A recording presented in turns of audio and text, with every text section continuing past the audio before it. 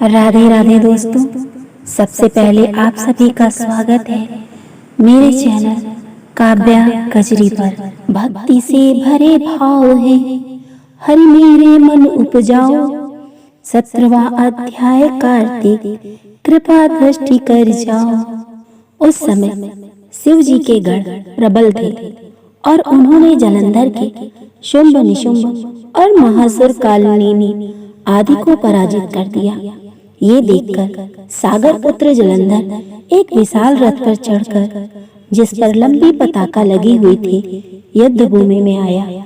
इधर जय और शील नामक शंकर जी के गढ़ भी युद्ध में तत्पर होकर गरजने लगे। इस प्रकार दोनों सेनाओं के हाथी, घोड़े, शंख, भेरी और दोनों ओर से सिंहनाद से धरती त्रस्त हो गई।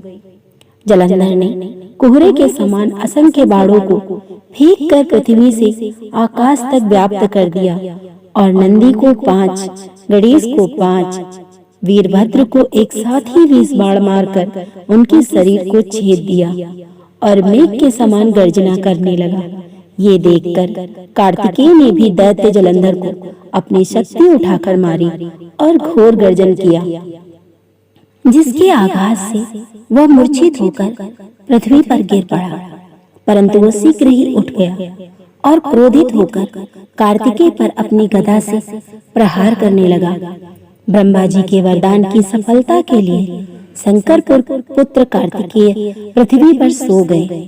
गणेश जी भी गदा के प्रहार से व्याकुल होकर धरती पर गिर पड़े। नंदी व्याकुल होकर गदा प्रहार से पृथ्वी पर गिर गए। फिर दैत्य ने हाथ में परिधि लेकर शीघ्र ही वीरभद्र को पृथ्वी पर गिरा देखकर शंकर जी के गढ़ चिल्लाते हुए संग्राम भूमि छोड़कर बड़े वेग से भाग चले। वे भागे हुए गढ़ शीघ्र ही शिव जी के पास गए और व्याकुलता से युद्ध का सब समाचार कह सुनाया। लीलाधारी भगवान ने अभय दे सबका संतोष वर्धन किया।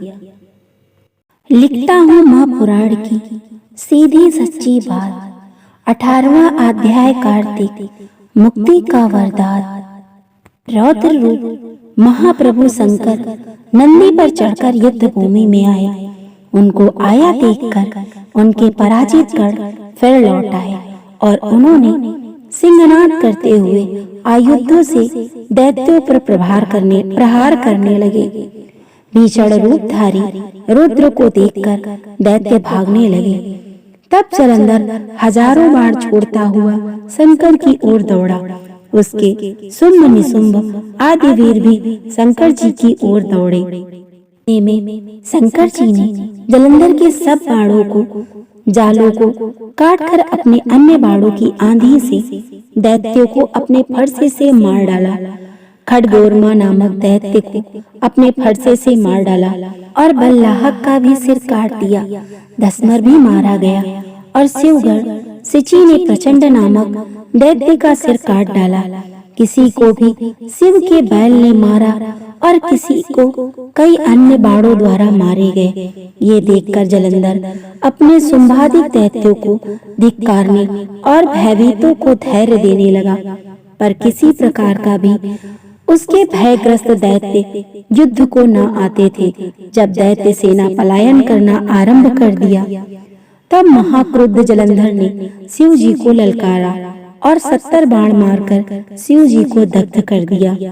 शिव जी उसके बाणों को काटते रहे, यहाँ तक कि उन्होंने जलंधर की ध्वजा और छत्र और धनुष को काट दिया। फिर 7 बाण से उसके शरीर में तीव्र आघात पहुंचाया। धनुष के कट जाने से जलंधर ने गदा उठाई। शिव जी ने उसकी गदा के टुकड़े कर दिए। तब उसने समझा कि शंकर मुझसे अधिक बलवान है। अतएव उसने गंधर्व माया उत्पन्न कर दी। अनेक गंधर्व अप्सराओं के गण पैदा हो गए। वीणा और मृदंग आदि बाजों के साथ नृत्य व गान होने लगा। इससे अपने गणों सहित रुद्र भी मोहित होकर एकाग्र हो गए। उन्होंने युद्ध बंद कर दिया। फिर तो काम मोहित जलंधर बड़ी शीघ्रता से शंकर का रूप धारण करके वृषभ पर बैठकर पार्वती के पास पहुंचा। उधर जब पार्वती ने अपने पति को आते देखा तो अपनी सखियों का साथ छोड़ दिया और आगे आई। उन्हें देखकर कामातुर जालंधर का वीरपात हो गया और उसके पवन से वह जड़ भी हो गया। गौरी ने उसे दानव समझा, वह अंतर्ध्यान हो गई, उत्तर की मानस पर चली गई। तब पार्वती ने विष्णु जी को बुलाकर दैत्य धन का वह कृत्य कहा और यह प्रश्न किया, क्या आप इससे अवगत हैं? भगवान विष्णु ने उत्तर दिया, आपकी कृपा से मुझे सब ज्ञात है। हे माता, आप जो भी आज्ञा देंगी मैं उसका पालन करूंगा। जगत माता ने विष्णु जी से कहा, उस दैत्य ने जो मार्ग खोला है उसका अनुसरण उचित है। मैं तुम्हें आज्ञा देती हूँ कि उसकी पत्नी का पतिव्रत भ्रष्ट करो, वह दैत्य तभी मारा जाएगा।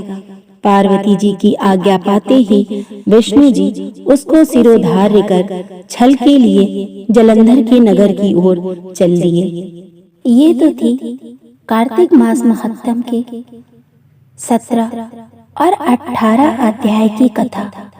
अगर आपको ये कथाएं पसंद आ रही हैं, ऐसे ही और वीडियो देखने के लिए मेरे चैनल को सब्सक्राइब करें, वीडियो को लाइक करें, कमेंट करें। राधे राधे दोस्तों।